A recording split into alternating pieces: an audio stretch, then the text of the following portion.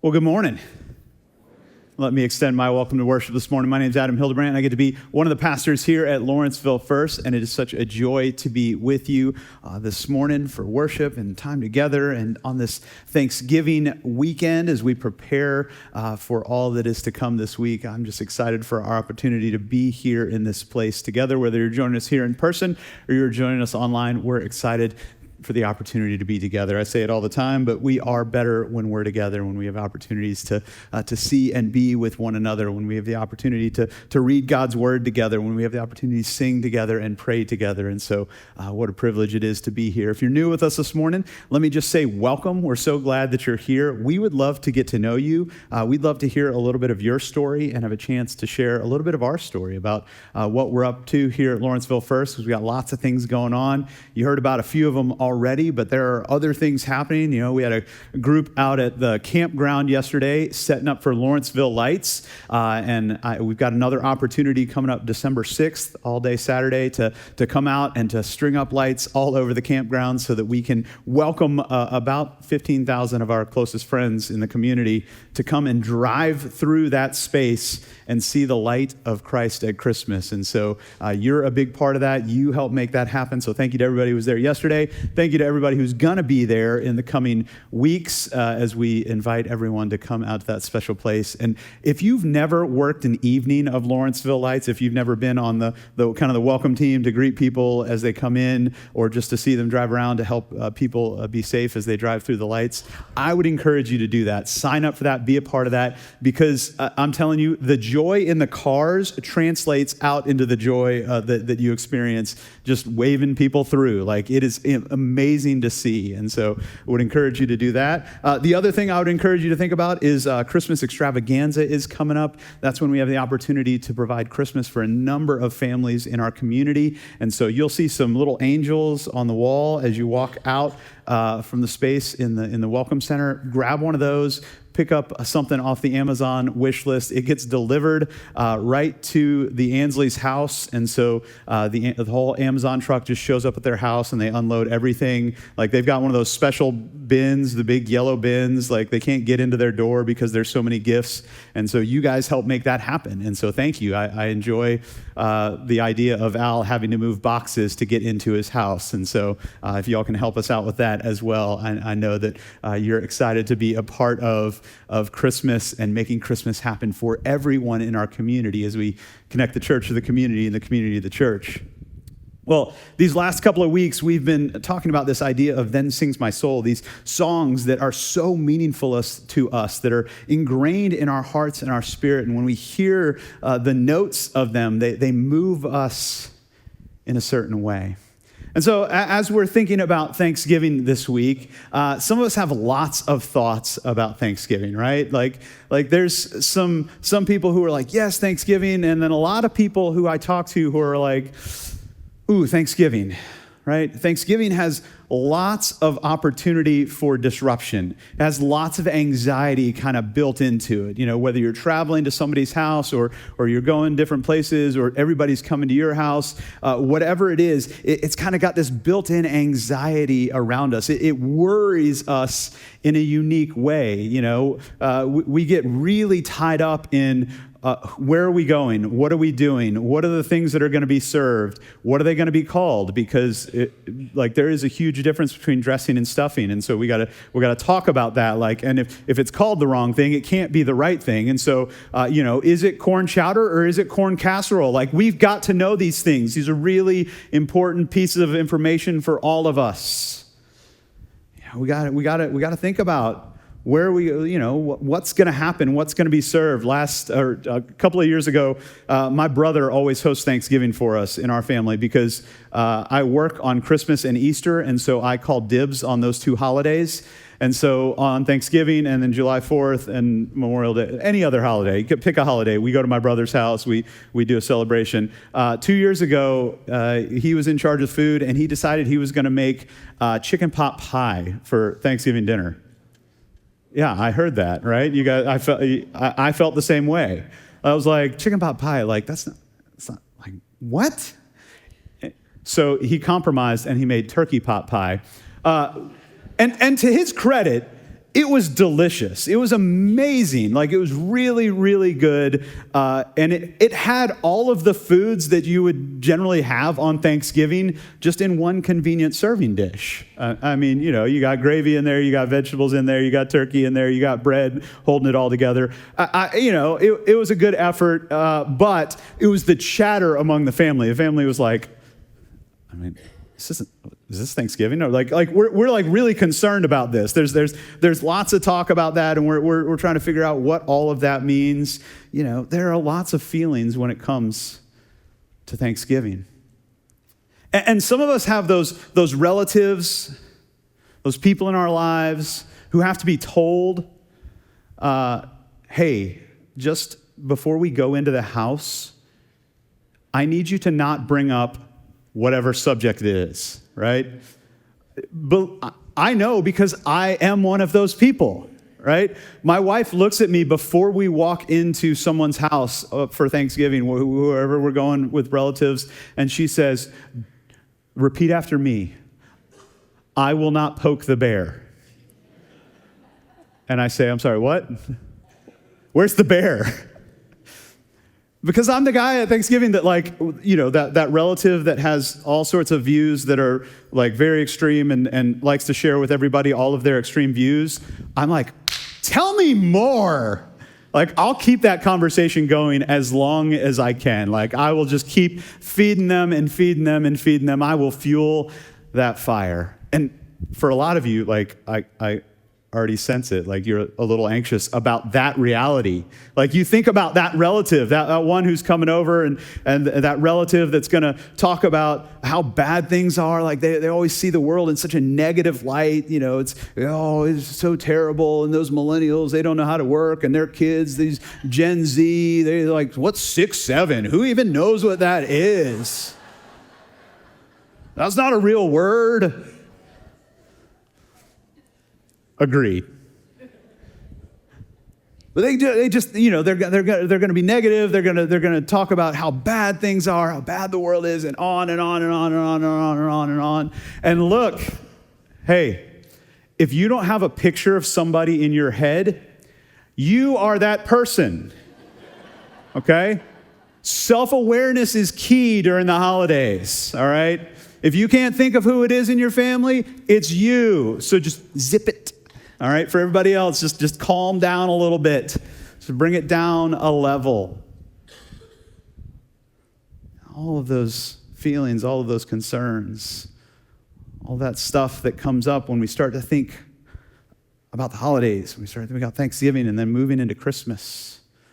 So is there a way to approach this season with both our sanity and our integrity intact? Can we actually show up with joy and thanksgiving and see the world in a unique way, see all of the great things that are happening all around us, see our family as our family and not just people to endure for the time that we're together for dinner? I think there is. And the song that I want to talk about today, I think, invites us to think about this in a special way. I think this is a soul-shifting kind of song that really helps us to understand the power of perspective. The song is "It Is Well." Now, I don't know if you know the story behind this song, but it was written in 1873 by a guy named Horatio Spafford. Horatio Spafford was a prominent lawyer in Chicago who had gotten into real estate. He had bought a whole bunch of real estate along Lake Michigan. So it invested all sorts of money. And in 1871, there was a huge fire. And he lost everything. Now, as if this story wasn't intense enough, a couple of weeks before the fire, where he lost all of the investments that he had made, his son passed away. His young son passed away from an illness. And so after the fire, after they lost everything, they as a family, they decided they probably needed to get away from Chicago for a little while. And so Spafford booked a cruise for them to go over to, or a boat to go over to England to spend some time in Wales. And as they were preparing to get on the ship, his wife, his 4 daughters, and him, He got called away to a business deal that he had to go and attend to. He said, go ahead, y'all go ahead. I'll follow you in a few days. I'll follow you in a few days. And as his wife and 4 daughters were on the boat headed to Wales, they collided with another ship in the middle of the Atlantic. The boat sank in 12 minutes. Anna Spafford, one of the few survivors, and they lost their 4 daughters. When she got to Wales, she sent a telegram, she sent a wire to Spafford and said, "Saved alone, what shall I do?" Spafford, of course, boarded the next possible ship to get to Wales, to get to his wife, who was grieving. And on the way across the Atlantic, it said that the captain of the ship called for Spafford to come up to the bridge when they were going over the spot where the accident had taken place. And it said that it was there that Spafford began to pen the words to the now famous song, "When peace like a river tendeth my way, when sorrow like sea billows roar, whatever my lot, God has caused me to say, it is well with my soul." How could a man who has literally lost everything have that sort of perspective? To be able to see God's peace and presence and know that it's there even in the midst of a raging sea. He lost his family.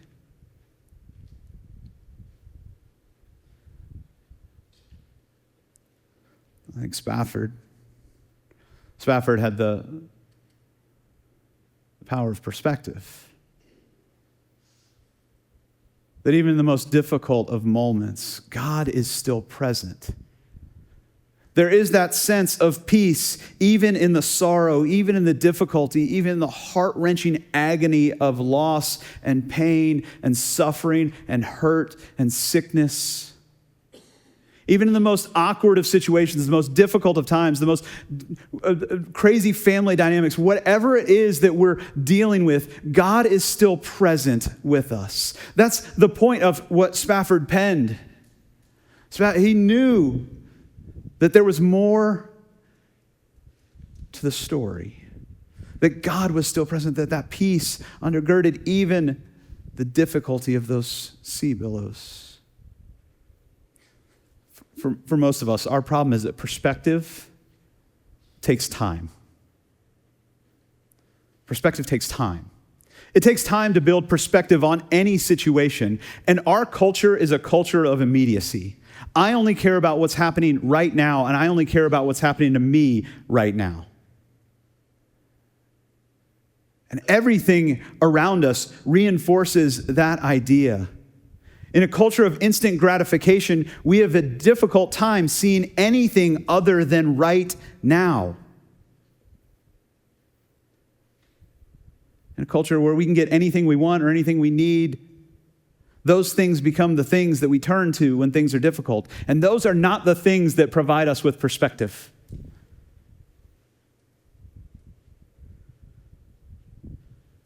We have a difficult time seeing anything other than right now. So to consider forever really happens never, because for us, there's only now. And our life has become so defined by speed. We have a difficult time just sitting, just taking a step back, just pausing in the middle of all of the things that we're dealing with to gain a little bit of perspective. Because for us,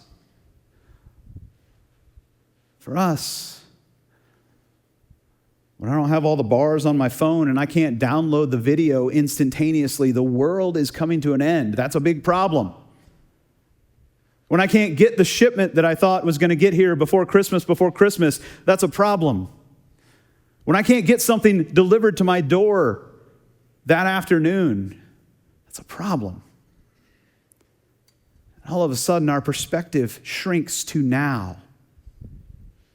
And we lose perspective because speed is the enemy of perspective, because perspective takes time. And in our culture, we try to rush our way through so many feelings. And so we're stuck with platitudes and attitudes that say, hey, how's everything going? It's fine. When it's not really fine. But we haven't had the perspective or the time to really deal with what's going on, with what's happening in our lives. The Apostle Paul talks about this in the book of Romans. In chapter 8, starting verse 18, Paul says this, and he talks in a similar way as Spafford does in his song as well. Paul says this, I consider that the sufferings of this present time. Paul does not mince words. Paul does not pretend like everything is sunshine and roses all the time. Paul says there is suffering, there is difficulty, there are challenges. Families are complicated. It doesn't always look the way that we think it's going to look. We do experience loss. We do experience sickness. And he explains that here in a minute. But Paul wants to set the perspective from the very beginning of this passage. I consider the sufferings of this present time, right now, in this moment, are not worth comparing to the future glory about to be revealed to us. Paul sets the confines of all of the things that we deal with in an eternal perspective. He says that it is not just now that we have to consider. That now, right now, how we feel, what we're dealing with, what's going on, whatever it is, we should feel it. We should know it. We should acknowledge it. We should talk about it. We should share it. But in the context of all that God is doing in the world and all that God is doing in our future reality and in our future glory, it changes the perspective. It allows us in the middle of all of that hurt, in the middle of all of that pain, to be able to say, it is well, at least with my soul.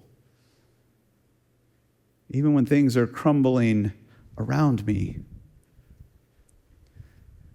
Paul reframes the perspective that we all should have and says that we've got to see this from the long perspective. It's like what Martin Luther King Jr. said, that the arc of history bends towards justice.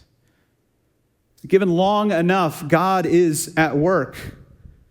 And we begin to see it when we take a step back and have perspective, seeing beyond the present reality, beyond the present moment. And Paul's not minimizing the challenges of the suffering that we're dealing with, whatever it is that we're dealing with, but he's inviting us to remember that it's in the context that this is not forever.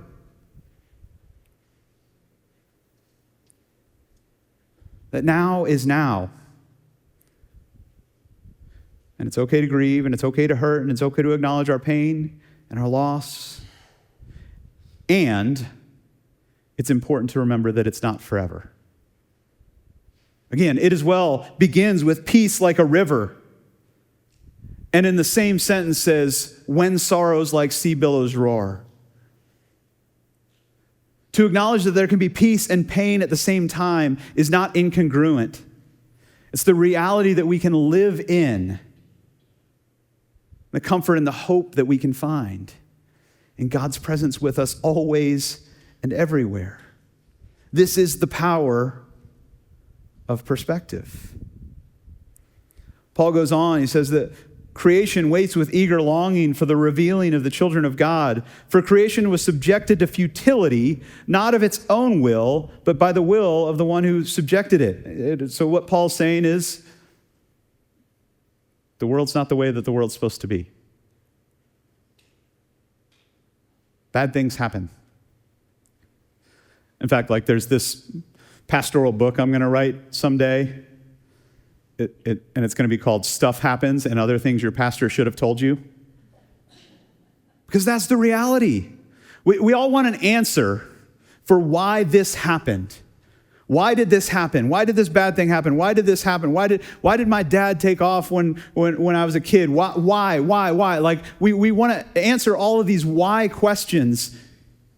Why do we experience loss? Why do we experience pain? Why do we have brokenness? Why? And Paul says, because the world is broken. The world is broken by sin.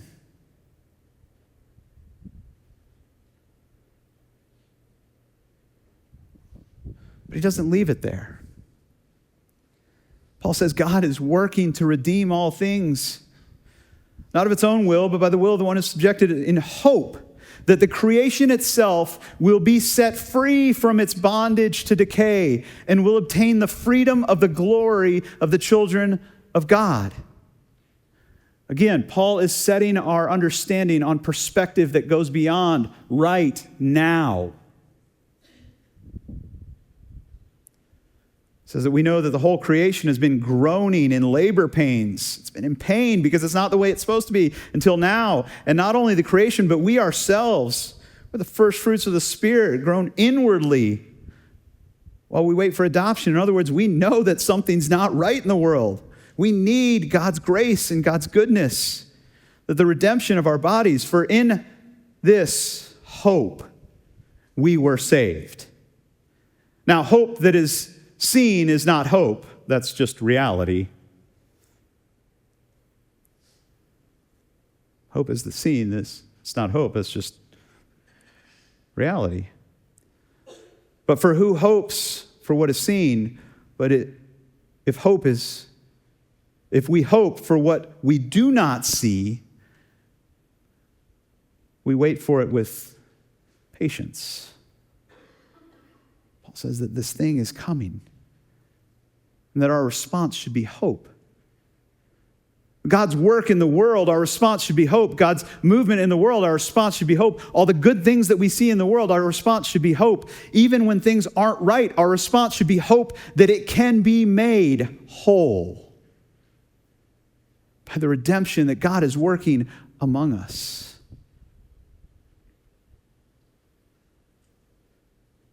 Paul goes on to say, likewise, the Spirit helps in our weakness. For we do not know how to pray as we ought, but that very Spirit intercedes with sighs too deep for words. In other words, when something goes wrong, when somebody experiences something and they're telling you about it, and you're like, I've got to find something to say. No, you don't. You don't always have to have something to say. You don't always have to have an answer. You don't always have to come up with something to say. Paul reminds us that maybe the best thing that we can say is, can we pray?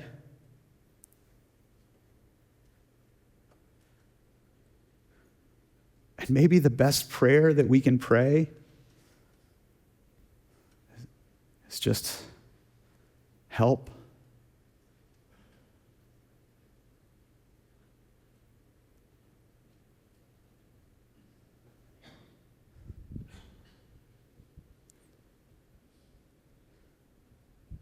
Paul goes on and says, and God, who searches the heart, knows what is in the mind of the Spirit, because the Spirit intercedes for the saints according to the will of God. And hear this, verse 28, we know, we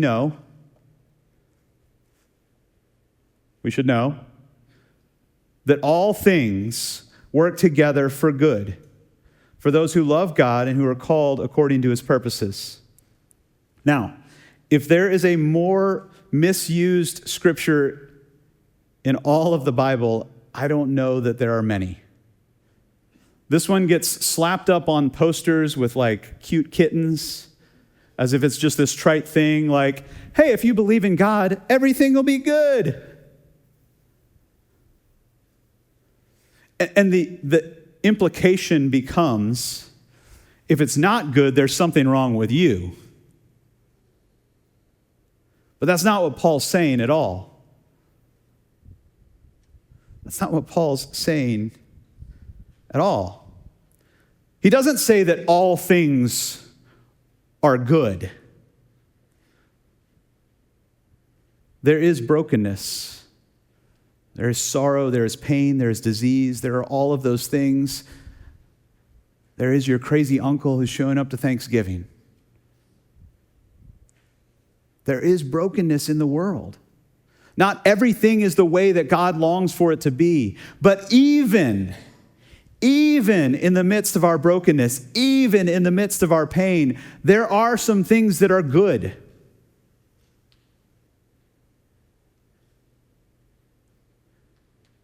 And when we can acknowledge the good things around us and not name the bad thing good, God can take the experience of that and make something out of it.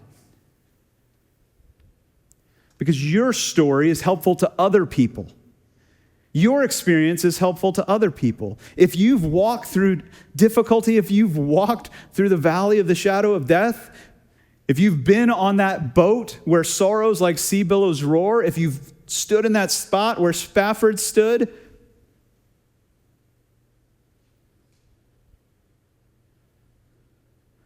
God can take the difficulty of that and the power of our perspective and bring redemption, bring possibility, bring a little bit of hope.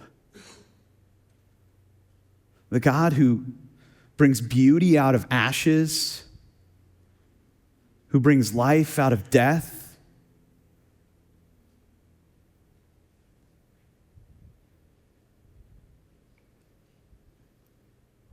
with a little bit of perspective, is able to take even the most difficult things and bring some good out of it. Not that the thing was good. Let me be clear. But God can bring good out of it. And for us, especially this week, for us, the practice of noticing goodness even in the difficulties we engage with allows us to say, it is well. To focus on those places, to see those places, not to ignore, not to gloss over. This isn't a song of quiet resignation, like, oh yeah, it's just fine. But see God's goodness around us. Psychologists actually have a term for this. When you repeatedly name what is good, the brain begins to rewire itself to notice what is good, even in difficult experiences. It's called experience-dependent neuroplasticity. You can impress your friends today. Which basically says what Spafford and Paul are saying, that what you give attention to is what you end up noticing. And if you're only stuck in the now and the difficulty, and you can't see any good, that's where you're stuck. But if we can begin to notice good, we can begin to be grateful. And gratitude changes us, because real gratitude is simply the disciplined awareness and trust in the presence and goodness of God, even in the most difficult of moments. The God who can take the messiest of things and make something beautiful out of it. And sometimes we miss it because we don't have the power of perspective. Sometimes our lives feel like just a mess of yarn and color and all sorts of things. Like if you look at this right here, this is what our life feels like. But if we're able to take a step back from this, if we're able to see the other side of it, what we see is a beautiful tapestry. The back looks like what I feel like life is like all the time. I just feel like, it's all going everywhere, it's all crazy, but the other side of it is something beautiful. And that's the power of perspective. That's what allows us to say, it is well with my soul. When our expectation of Thanksgiving is a Norman Rockwell picture, and our reality looks a little bit more like this,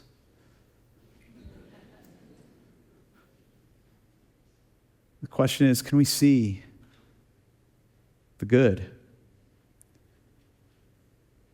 Can we see with perspective? Can we see a family who's all dealing with the same brokenness that all of us are dealing with, and say in the middle of all of that, it is well with my soul?